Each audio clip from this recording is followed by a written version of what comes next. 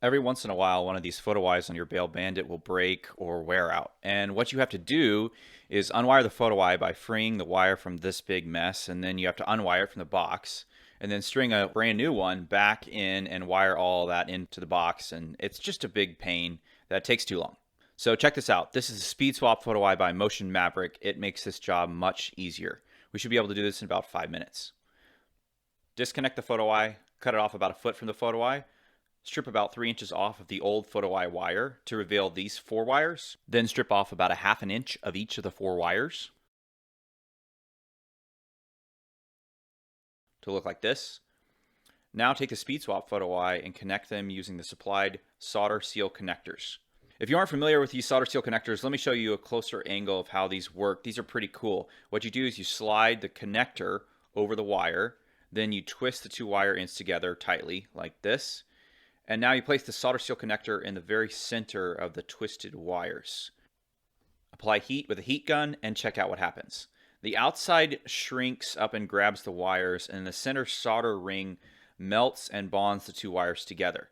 Now, it's important to use a heat gun on these connectors rather than a butane torch or a lighter. Those usually burn the solder connector because they get too hot. So just use a heat gun. They're much easier to control. You'll want to do this for all 4 wires following this pattern: brown to red, white to white, blue to black, black to green. The end result should look like this. Next, take this heat shrink piece and slide it over the 4 connectors. Use the heat gun to shrink the piece around the connectors. Lastly, mount the SpeedSwap photo eye using the 2 supplied zip ties. These are UV resistant zip ties. These used to be mounted with screws, but because of vibration, it's better to use zip ties on these. They'll last longer if they're allowed to move ever so slightly, so it's much better for them to be mounted with these zip ties. You're given 2 additional zip ties for cable management if that photo eye cable ends up being a little too long. And that's it, you're done.